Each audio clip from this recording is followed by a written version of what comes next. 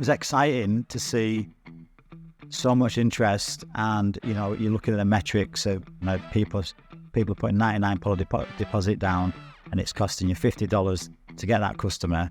It's like it's just a no-brainer. It's like you feel like you've been too much at that point, don't you?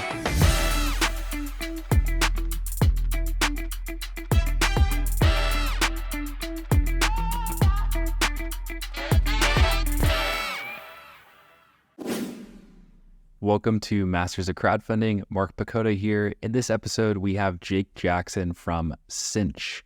Now, this was a really, really fun interview for me because Jake's story is pretty unique. He's a Kickstarter crowdfunding OG, actually started back in 2014 with his very first launch. And actually, his origin story goes even farther back to 2009, where he started this because he actually was looking for a tent that he could actually use at music festivals that he was going to. So his story is super interesting. He's launched on both Kickstarter and Indiegogo over the years because he's had 6 different launches, raising over $1 million across all of them. And so he brings a wealth of knowledge and experience that's, again, very unique in the space. And I really think you're going to enjoy this episode. So welcome and enjoy. All right, we are live. Jake, welcome to Masters of Crowdfunding. Thanks for joining us. Thanks for having me. Of course. Well, excited to dive into your story. This is actually a really exciting one for me because there's not that many creators that I get to talk to that have been in the game for so long, let's say. So your first Kickstarter campaign was actually back in 2014. Can you take us back to that moment? And I think your story actually starts before that, but just take us back to how this all started. So a long time ago. So 2014 was the first crowdfunding campaign, but the actual idea came about when I first got the first prototype was way back in 2009, which that's like, 14 years ago now, which is crazy. I think it was that long ago, and I'm still crowdfunding now. So the idea came about, I used to love going to festivals, and I camped at these festivals, and I love the idea of a pop-up tent, just so easy and quick. But everything out there, or everything that I bought, it's that classic story of not being able to find what you want, so making it yourself. Because every single tent that I found, it just wasn't quite right. So all I wanted, it was quite simple really, is I wanted a pop-up tent that had a porch on it, because I wanted to put my beers and my wellies somewhere in a porch so I wasn't sleeping like with beer cans and muddy wellies. And it was that simple, and I couldn't find one because everything on the market was for a pop-up tent, but it was just a very simple living area that popped up like a sleep space. And I just thought, why isn't there something else with this? Why don't they do a little bit more with them? And everything was quite boring as well. And my background was in fashion promotion, and I'd done a little bit of fashion design as well. And I was at that time I was selling vintage clothing. So I sort of had this idea to get a pop-up tent made up with a porch on, but make it a little bit cooler as well, and bring a little bit of the fashion element into it. Simple things like the instructions on every single tent were so boring. They were like, the illustrations were terrible. And I just thought, why can't it just be a little bit nicer? So I actually got the first sample made up for myself, and not with that much intention of selling them on really. I just wanted to get a sample myself to go to these festivals. So I got one made up, used my sort of sourcing background in clothing to find a factory to make a sample, told them that I had this grand idea, whereas really all I wanted was a tent for myself. And got one made up, and I went to a festival, and everybody was like, "Wow, that's cool. Can you get me one?" So I'm thinking after a few beers at this festival that I might be onto something here. So I came back, and I think I got 300 made up, and I sold them on eBay. Nice, simple. I borrowed some money off my mum, got the tents made up, sold them on eBay, and then to see how well they'd do, and they flew out. They sold really, really well. Everybody loved them, and I thought, right, I'm onto something here. It needs looking into a little bit further. So what I tried to do is I tried to raise some finance at that time to launch the business. But because I didn't have any collateral, I didn't have any sort of property to put down to borrow money. The banks didn't really lend to people like me, startups. So it was difficult to, at that time as well, was a financial crash. So all the banks were being really cautious about who they were lending to. So I knew I had this great idea, but I sort of didn't have the finances to launch it. So I just continued doing what I was doing for quite a few years. And what I was doing was the fashion. That was giving me my sort of wages and my money that I was living off.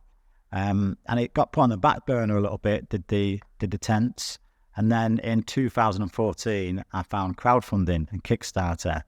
And then, the rest is crowdfunding history. So that was my first campaign in 2014. Crazy. I actually had no idea that was the whole story. So it's awesome to hear. Where were you living at that time when you started it? Well, funny enough, it's such a classic business. Well, I was living out of a garage. I was living out of my mum's garage. So I'd moved into there to sort of like to save money. It literally was a garage as well. It wasn't like a converted, luxury apartment at the bottom of my mum's garden. It was a garage.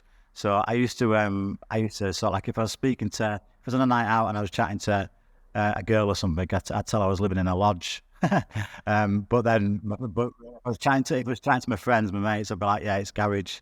So it was. But it meant that I was, I wasn't having to pay rent. I was giving mum a little bit of rent, but it was just my costs were right down just while I was trying to get as much money together as I could to launch the business. So it wasn't, I wasn't. It was still nice living there. It was my mum had made it cozy, but yeah, out of a garage, which is crazy to look back at. Yeah. And what city were you in? I was in a place called Lancaster, which is northern England, and it's about an hours north of Manchester, which everybody knows for the football team, Manchester United. So there we go.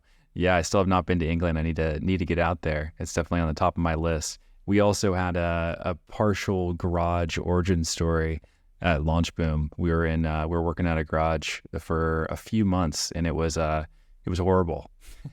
Horrible. When people romanticize the garage, it was so hot in San Diego. In San Diego, geez, yeah.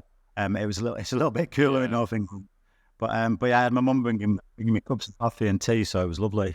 Yeah, that part sounds really nice. Yeah, we decided to do it during summer in San Diego, and there was no AC, of course, in the garage or anything, so got a little bit warm. But going back to the story, so for about 5 years, you're essentially doing this on the side. So you were still doing like fashion, and then I'm saying 5 years from 2009 to 2014. During that whole time, it was kind of like this side project. Yeah. So I was just, when I had some cash, I was getting some units sent over from China, and I was just selling them on eBay, and it was sort of like a bit of a sideline. I could never get enough money together to sort of take it to the next level. So it was just a bit of a case of it was giving me some extra cash. I was making money off it, not loads of money. But yeah, it was just there. I was sort of selling some units on the side. And then when I wasn't selling units, people were emailing me asking, when they were coming in and stuff. So I was sort of just keeping it alive, making a little bit of money off it, but not really sort of planning or progressing with it really, because I knew that I needed a larger investment to take it to the next level, get it off eBay, and scale the business a little bit more. I just needed that needed more investment. So when you launched in 2014 for the first time on Kickstarter, you did nearly £100,000 on that launch. Was that the time when you started to take Cinch to the next level? Yeah, definitely. Yeah. So I mean, I knew absolutely nothing about crowdfunding, and I think back in 2014, the crowdfunding sphere was a bit of a different game. You could sort of be a little bit more of a novice, a little bit more naive with your approach and still do well. Things used to get things going more viral in those days, and like Facebook, you could do a lot of stuff for free, where it's more paid to play these days. So I was quite lucky that I approached it at such a time where you didn't need to have as much knowledge because we did like, it was 100,000, just under 100,000 GBP, which is at the time I think was about 140 or $50,000. And yeah, I didn't know anything, so it was all each day, and there was I made a lot of mistakes. There's a lot of sharks in this area, sort of prying on people's people's ideas that they worked so hard on and stuff, and people sort of were preying on that a little bit. So I made a few mistakes. Maybe with a couple of people that didn't really know what they were doing and paid a little bit of money for that, but it was a big learning curve. I found a good advertising agency towards the end of that project, which was Jellop, who are now the largest ad agency in the Kickstarter ad area. And I think I was their first client as well, so they were sort of new at the time, which is quite a nice little story for this podcast. So I was their first client, and now they're obviously Kickstarter official ad partners. But yeah, it was a learning curve, very different to what it's like launching a campaign now, or I would do it now. But yeah, it was cool. It was fun. It was exciting. It was like £100,000 back then was like sort of life changing, as in the sense of the business. Definitely. Yeah, I would actually love to pick your brain on the differences of Kickstarter back in 2014 to today in 2023. You mentioned some of them when you were describing your launch, but just so people can understand, what does it look like now when you launch a campaign versus when you launched originally in 2014? Oh, wow. That's, yeah, I could talk about it for a long time, but I think the main difference is now is it's much more structured, and, there's sort of like set rules to follow. I suppose back then there was, in 2014, there's a lot less people had crowdfunded. There was a lot less, the knowledge of circumstances of Launch Boom and organisations like that wasn't as prominent on the internet, so it was more difficult to find that kind of information. I think there was a lot more organic stuff back then. You could get things going viral on Facebook for free. It was just. I feel like it's a lot more sort of professional and structured these days on what you've got to do to be successful, and there's no sort of cheating these days. You've got to be more thorough with your process. It's like anything, but I said before that I used to sell on eBay years ago, and when you sold on eBay at first, you could sell anything and make money, and then eventually more people come into that area, and more people do it better than the person did it previously. So you've got to continue to sort of evolve and do it to keep up with these people that are doing things better, and they've got better ideas, and also customers are more knowledgeable, so they're less naive on what projects that they will follow and support. So I just feel like it's evolved, and it's a lot more sort of business professional. I can't really think of the best way to describe it really, but it just feels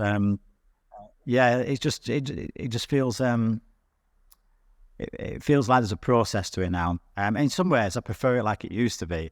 It was a little bit more sort of fun and amateur, whereas now it definitely is a process to follow. Yeah, I completely understand. Like our very first launch was actually in 2013 when we helped out a company called ADI with their product called EcoCube.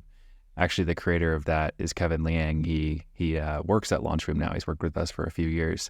Yeah. And so, he's launched 7 campaigns. We launched 7 campaigns together, but he was actually just out here visiting me in Colombia a week ago. And so we were actually just being all nostalgic, thinking back to the beginning. And I asked him the question. I was like, how did we, I'm even kind of forgetting when we launched in 2013, how did we send so much traffic there? Because we definitely didn't lean into ads very much at that time. And yeah, it's exactly what you were saying. There was a lot more organic hype around Kickstarter. And you could even Facebook was like a much more new platform. And you could post things on Facebook. You could even you could boost posts. That was back in those days as well. Put a little bit of ad spend behind the posts themselves. And that would actually work to actually get sales to the campaign. So that first one that we launched I think it was 78,000. It was somewhere in that 70 to 80,000 range. And it was just a totally different game, 2013, 2014. And but if you were to say, what are like the key aspects of, that you need to get right when it comes to marketing in 2023 for a Kickstarter campaign, what would you say those are? For crowdfunding, for Kickstarter, Right. yeah. Well, I think because I've done a few campaigns and I get quite a lot of people contacting me as well through the Launch Boom community as well, because I sort of try and put back in, because I like to ask people questions and stuff. I feel like it's nice to have that sort of that circle of knowledge where it stays within the community and stuff. But I think one of the biggest things that I would say for marketing for a crowdfunding project is to market to people that have backed crowdfunding campaigns, because a lot of people come into Kickstarter and they'll do the first campaign, and say, for instance, it's in it's automobile industry or something, and they will advertise to everybody that's interested in vehicles and stuff. But the first port of call would always be to make sure that that's layered with people that are interested in crowdfunding, because you're looking for 2 conversions. If somebody's never crowdfunded before, it's a very strange format. You're asking them to pay up front for a product that they're not going to receive for months. People can't get their heads around that unless they've already done it before, most of the time. So if you're advertising to people that have already crowdfunded or already backed crowdfunding projects, you're looking for one conversion, and that's to convert them onto backing your campaign. Whereas I feel like if you're trying to look for people that haven't crowdfunded before, you're trying to convert them onto crowdfunding and then convert them onto backing your campaign, which is the most difficult thing to do, really difficult. So that would be my key takeaway, that I always say first to somebody when I'm giving them advice on crowdfunding, is just getting that mindset that crowdfunding is a completely different animal to the standard e-commerce, standard marketing and sales and stuff. And then the second one would be, the big up to you guys, would be the Launch Boom VIP funnel, which in the past couple of campaigns we've used, and to good success, great success. And that would be my second one. And then obviously that's probably where you want to jump in and say something a little bit about that, Mark. No, keep going if you want. Yeah, I mean, to go back to the first one that you were mentioning, just to add a little more flavor to that, because I do think it's really important, I would agree that it is definitely smart to go after pre-existing crowdfunding backers, or layer on that type of interest to your targeting when you're doing ads. At the same time, you can definitely still capture new audiences into crowdfunding. So we definitely do see that. Although, to go back to your original point, there definitely is typically the most successful audience that you're going to be targeting when it comes to ads is going to be some type of interest related to whatever your product is, layered on with people that are also interested in Kickstarter, Indiegogo, crowdfunding. So we're kind of talking about some pretty technical details here, but the main thing here is that advertising is definitely a huge part of the strategy when it comes to launching a successful campaign. And when you're targeting people online, to Jake's point, you can layer on the interest of people that already know what crowdfunding is, because then there's one less thing that you need to do in terms of educating whoever you're marketing to. And I think it's a really good tip. Go into, you talking about the Launch Boom reservation funnel. Definitely a big fan, definitely a big fan of that. I'd love to talk though, specifically how you used it in your last campaign with Air Cruiser. So this is, well, first off, can you say, what is Air Cruiser? It's a awesome product. It's so sweet. And then talk through, you did something very interesting with the reservation funnel with higher deposits. And I think that could be a really cool thing to talk about. Yeah. So Air Cruiser is a rooftop tent, essentially. But it's different to what's on the market already, because it uses an airframe. Traditional rooftop tents are gas struts or a pole frame, and then it has there's a lot of advantages in weight, and the sort of size, the headspace is near enough twice as what it is in a standard rooftop tent. cool thing is you just press a button and it just inflates.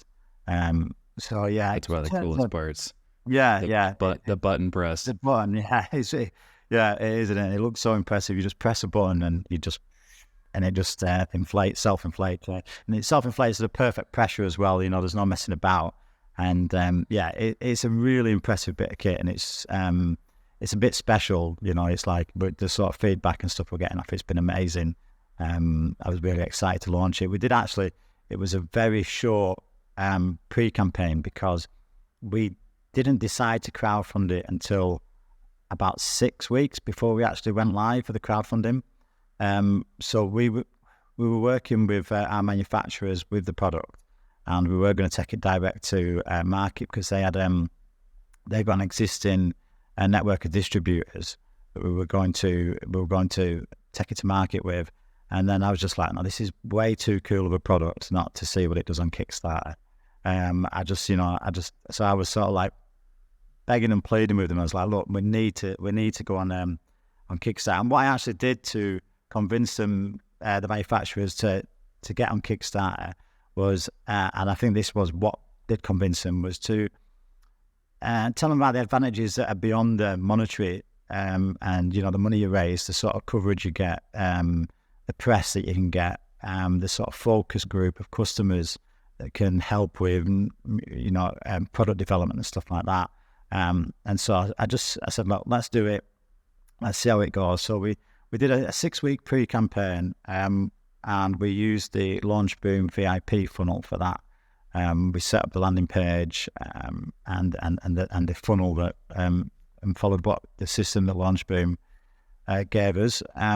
And we went for a 90. I mean, do you want me to say a little bit more about the funnel, Mark, or do you just want me to talk about a little bit more about the reservation price? Or no, that sounds good. Yeah, if you want to explain, I mean, you're doing a great job explaining how it works. And then I think the higher reservation deposit is super interesting. So yeah, leading to that would be awesome to explain to people.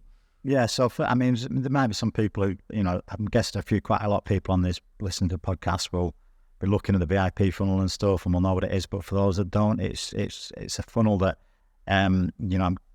all the people that are interested in the product are giving their email, and some people are giving a deposit to get the product slightly cheaper and get perks on a product. So we went for a $99 reservation, which is quite high, but it was a high ticket item because it was retailing. The VIP price was $1,999, so it was quite high. But what we wanted to do is we wanted to find a sweet spot where we were. Our ad spend was less than what we were actually taking on the reservation funnel. So I think we're taking $99, and it was costing us about half of that to actually acquire a VIP customer. So we were like, right, we can just spend scale this as high as we can and spend as much as we want, because we were actually making money before we've even started the campaign, which was crazy.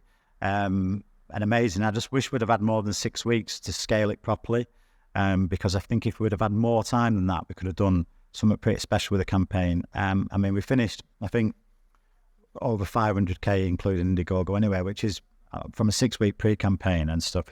It's pretty impressive. But I just think if we'd have had a few more months to really ramp that up, or we could have done something quite special. But yeah, it was exciting to see so much interest, and you're looking at the metrics of people putting $99 deposit down, and it's costing you $50 to get that customer. It's like it's just a no-brainer. It's like you feel like you've been in money at that point, don't you? Yeah, it's kind of feels like an infinite money printing machine, kind of, because you're selling like the opportunity to get the product at a later point, essentially at like a certain deal. And yeah, if that like wasn't clear to the listeners, like this, well, a few things, like this really can work well if you have a higher price point product. So I think you said your price point was like 2,000, right around there, right? Yeah. So, you need to have a higher price point product in order to increase the deposit amount, which you're able to go to 100 or 99. Typically we start at $1 because, most people have products that are significantly cheaper. But if you do have a higher price point product, you can test out increasing that deposit amount, and then you can potentially hit the holy grail of pre-launch advertising, which is where you are actually making money on deposits. And, we've had campaigns and clients we've worked with where we've spent one up to $250,000, and we're positive on the ad spend going into pre-launch. And at that point, the risk is pretty much zero going into the campaign, because, you've essentially already made money on this, and you launch and that's where you have a good result. So it's crazy because your campaign, it was super successful. It did $443,000. So it'd been interesting to see if you had a longer pre-launch where that would have actually ended up. Yeah, what it was is we because we'd undecided, we were going to take it to market, direct to market via distribution network. There was sort of stuff already in place for that, so we sort of had to beat that timeline that we had set up for the distribution network to be able to get it on crowdfunding. So it just left us with 6 weeks, but that was fun as well. Each time you do a campaign, it seems so different. I think I've done 6 campaigns now, and every single one feels so different. And each time I start, I feel like a complete newbie. Just things change so quickly. So it's crazy because it's like, I think is this podcast called Masters of Crowdfunding, where it's like, I've done six campaigns, and I really should be a master of crowdfunding by now. But every single time I start a new campaign, I feel like I'm just starting again, because I'm want to be quite thorough with the process and make sure I'm not missing stuff. And each time I think I should have done that last time, and so which is why it's quite nice to have the process that you guys lay out, and you lay it out really well to follow. So I feel like the past couple of times I've missed less than I would have done with following the process that you guys lay out. Well, to look at it philosophically, I feel like the mindset that you're coming into it, not being a master every single time, is actually awesome. Because then you realize there are still things that you can learn. We're the same way, right? We're like constantly learning. I think to say that the podcast is called Masters of Crowdfunding, and what I'm going to say kind of contradicts that. We may say that it sounds good, but really, we're constantly learning ourselves here at Launchboom. So I wouldn't even consider myself to be a master yet. I'm curious. Do you remember how much you spent in pre-launch advertising for Air Cruiser? I think it was about $15,000, so it wasn't a lot, because we didn't have much time to spend a lot on it. But we were getting good metrics. We got quite a few VIPs as well from our existing community, because we've done a few campaigns before. People have loved the products, and we've got quite a few people who are passionate about the brand and have followed us through all the campaigns. One thing that was really cool was somebody backed us on this campaign for the Air Cruiser. That was our first ever backer on crowdfunding. Back in 2014. So our first ever backer backed this project, which I thought was really cool. That's awesome. Going all the way back to the beginning. It's like a real OG right there coming back. So I wanted to take us in like a slightly different direction. You said you've done 6 launches up to this point, and not all of them were on Kickstarter. You've launched some of them on Indiegogo as well. And I would love to know, which one do you like better? Or how do you look at, what's the difference between those two platforms? Do you lean towards one now more than the other?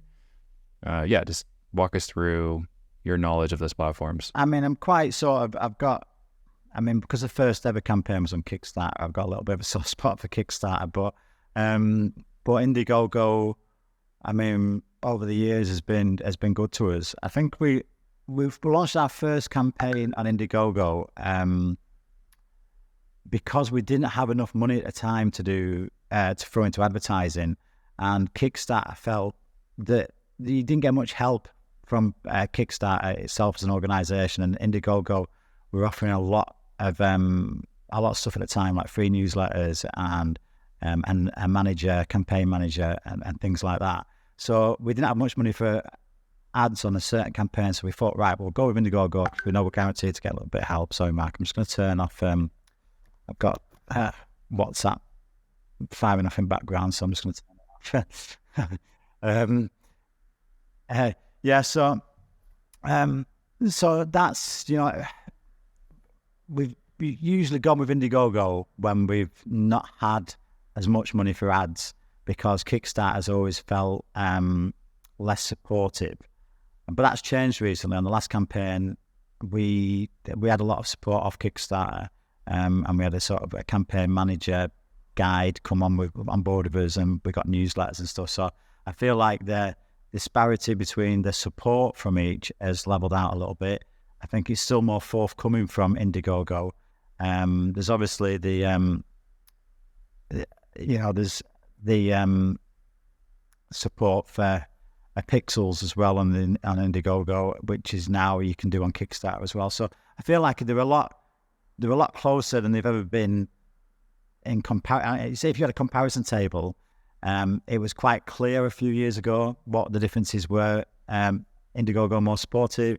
Indiegogo you could use a pixel, Facebook pixel, but whereas now I feel like that's evened out a little bit. There's obviously a lot more traffic coming through Kickstarter. But yeah, and also I think it's very dependent on your product as well. I mean, like e-bikes, for instance, do a lot better on Indiegogo than they do on Kickstarter, and so it's that question that probably everybody asks themselves going into crowdfunding, and I don't think there's a definite answer.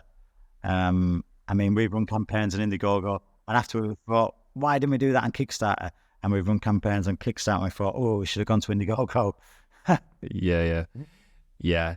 This is that was a great answer. I actually just filmed yesterday like a 20-minute long video on Kickstarter versus Indiegogo, and it was very interesting doing another deep dive into the two platforms, because a lot has changed over the past year, as you were mentioning. I would say that probably the biggest change has been on Kickstarter side of getting closer to Indiegogo in some of the areas that they used to just be a lot better at, or just frankly do, and Kickstarter didn't do.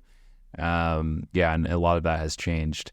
I would say on the promotion side, it's interesting because in the video, this is a little teaser for the video that's going to be coming out at some point in the future, in the next few weeks probably, on our main channel, is that Indiegogo promotions are actually like very black and white. Like they'll tell you very specifically how to get them. You can even pay for them, and Kickstarter doesn't offer that. We were talking about pay to play earlier, and that was mainly in reference to getting marketing support or ads. But on Kickstarter, you actually can't pay for promotions at all. You really have to have like a relationship with them, or just be a project that they love as well. So it's a little bit less. It's a little bit more vague, I would say, on Kickstarter versus Indiegogo, which can be challenging for some creators. Probably good that I actually say a little bit more about that, actually, because I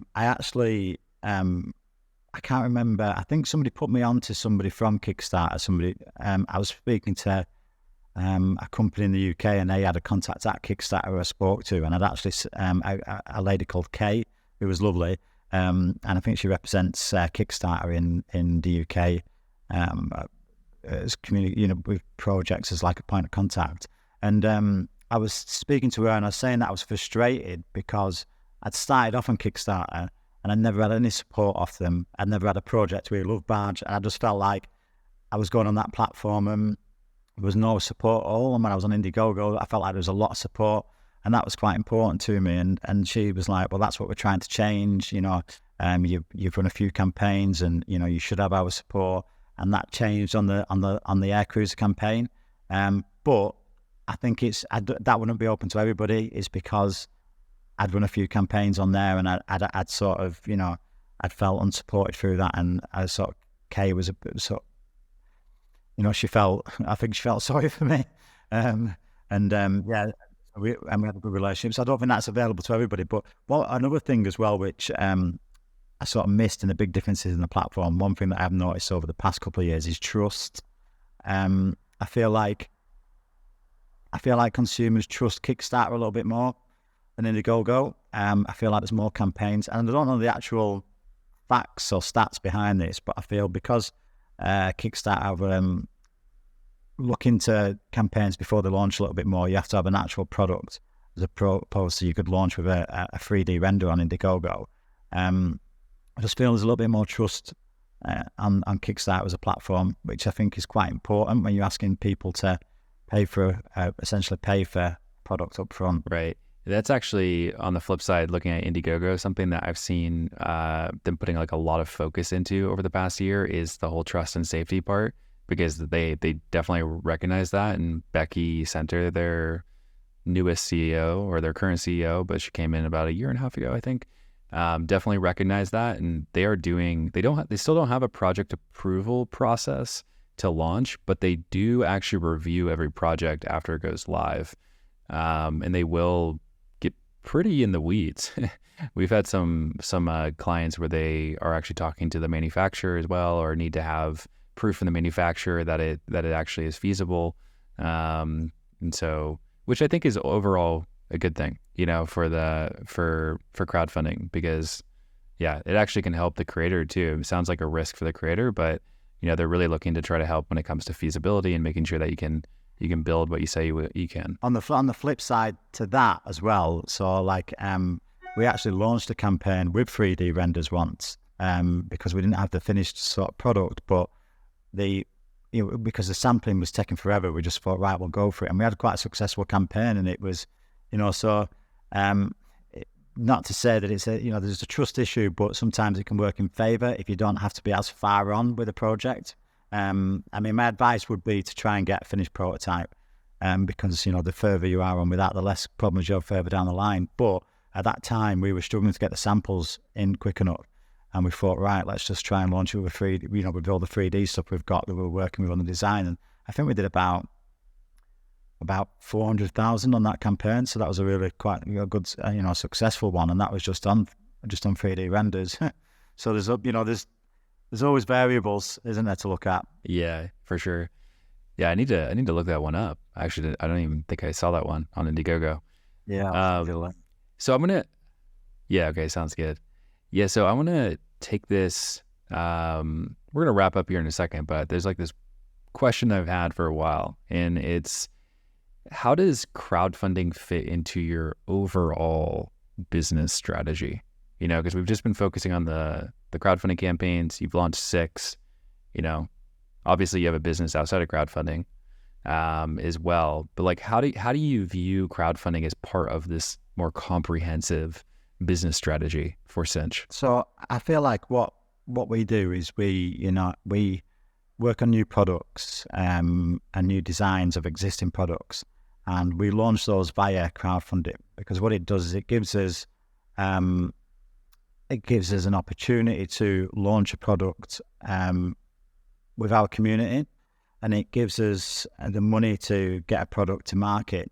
So say, for instance, I had an idea for a product and call it Tent X, and I'd have to raise X amount of pounds to get that to market, whereas it sort of validates a product for us, it enables us to get it to market, and it gives us a process to sort of scale up that product. And it just works. It works so well for us. So yeah, I'd say that our sort of process is that each year we'll be working on 1 or 2 new products. We launch those via crowdfunding. If the crowdfunding goes well, then we move on to scale up that product. And what it gives us press to move forward with. So we get press quotes, we get a focus group of customers who are passionate about it and help us with product development, and promoting the product. It gives us that platform to launch products, really, and launch them in a much more efficient way. I don't know if efficient is the right word. There's a lot of work that goes into it. Crowdfunding is extremely hard. Some people that from the outside are like, oh, he launched a product and it went for $500,000. That must be, I want to do that. It's so hard, crowdfunding. It takes a lot of effort. But done properly, it's absolutely amazing. You're not having to go to a bank to borrow money to launch a product. You're not having to sort of take that gamble and put all your money into a new product launch, and it might fail. You've got this process that you can follow, and it sort of enables you to launch and scale a product successfully. So what we do now as well is a good thing to touch on is with our next campaign is we're launching the first tent we ever did, and we're we'll launch the product, we're crowdfunding it, we improved it with our audience, and then we're going to crowdfund it again. And you can get these sort of product life cycles going where you're improving it with your community and you can launch 1 or 2 times. I feel that works well. And so are you launching, like, once you get to, you said, one of your launches you did 3D renderings, but are you typically like doing, you get to a sample stage or prototype stage and then you're like, all right, let's go and get all pre-orders and then go manufacture, or how does that fit into the strategy? Yeah. So, I mean, I suppose with the air cruise last time, we had that product fully developed and sort of ready to go before we launched the campaign. So that was nice because it meant we could deliver the product really quickly. But usually we work on a prototype. We get that to, I'd say probably, we get it ready to a point where we can film a video. And once we can film the video with it, then we're good to go with the campaign. Because I feel like that's the hardest thing for us to get usually as a business, is to get that video to launch with. And then everything seems to flow from that. And then so our sort of plan would be to get the prototype good enough to film a video, build a campaign around that, the landing page, VIP funnel and stuff.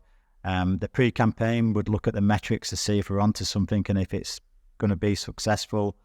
We'd launch the campaign, we'd get the pre-orders in, we'd deliver those products, and then what we try and do is we try and order, say if we sold 300 via a campaign, we would try and order 500-600 in, get some extra to start scaling up and selling. It's quite difficult for us because we're a seasonal business, so I find it's harder for us to scale than other products. But that's our process that we try and follow. I mean, we've been doing it for 2014, so 9 years now, so we're still going. So we're doing something right, but I always feel like we could do it better. Right. All right, and then what's next for y'all? Do you have another product on the roadmap? Yeah, 2024? So, I mean, this is the thing. I've got probably about 3 or 4 different products ready to launch. I've got about another 5 or 6 in my head. Just this morning, I was on my way to buy my lunch from the co-op, local shop, and something just popped into my head, and I thought, right. And I'm like that all the time. I'm sort of, my brain is working on, I mean, it's so exciting working on new products. It's like, it's a bit of a buzz, and, I'm always thinking about what's next and new things. And then sometimes I'll get crazy ideas, and my business partner, Ben, he'll tell me that they're stupid and we'll move on to something else. And then sometimes I'll be like, yeah, that's great. And then we'll go for that. But yeah, we've got our next launch is the tent that started it all, is a 4-man cinch tent, just a 4-man pop-up, but with some really cool new features that we've developed with our community. And then we've got a new sort of tent in a new sector, that fishing, that we've been working on. We've got loads of new campaigns to go at. It's just trying to get them to the point where we're ready to launch them. Awesome. Well, looking forward to seeing those next ones. And the final question for you is, I think we have a lot of listeners that, maybe they were like you back in 2009. They have a job currently, they have some product idea that they may have been working on, or maybe it's still in their head. But what advice would you give to that person that, has this idea and they're kind of not sure, like, what are like the next few steps that they should be taking to, potentially pursue this and go full time? Yeah, well, I think my sort of, what I always say to people is biggest bit of advice is just to action. Because, lots of people have ideas, and they never sort of act on them. And then they'll see something on the market in a couple of years and they'll be like, oh, I had that idea and stuff. But that's the biggest takeaway. You've got to act on things if you want to do them. And, there's a process that you can, but a lot of people are scared, because they think it's too much risk and too much of a gamble, and, they're going to lose too much money. But my biggest advice would be probably to get for new creators, would be to get on the Launch Boom program. And that sort of mitigates some of the risk. Because there's a process to follow where you don't have to, you're not going to blow loads of money before you realise the idea is not going to work and stuff. So yeah, go for it would be my biggest advice. Do it. Nice.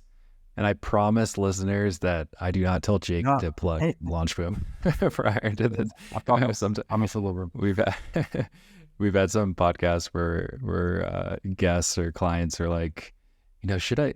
Everyone should know. He didn't tell me to say this. I'm like, Well, okay, I really want people to know. I promise. I mean, there's a reason why I'm here, and it's because we've been working on with Launch Boom, and and it's worked well. So there's no reason why you shouldn't get a shout out. You deserve it. Thanks, man. I appreciate it, and thank you so much for coming on this podcast. It's I know it's gonna be super helpful. Yeah, super helpful for creators that are at all stages. Like I said at the beginning, your story is like super unique from a lot of the other ones that we have, just because you're an OG. You've been in the game since back when we started as well. So again, thank you so much for being here. And Great talking to you. Likewise, great convo. All right, everyone. We'll see you in the next one. Yeah, bye.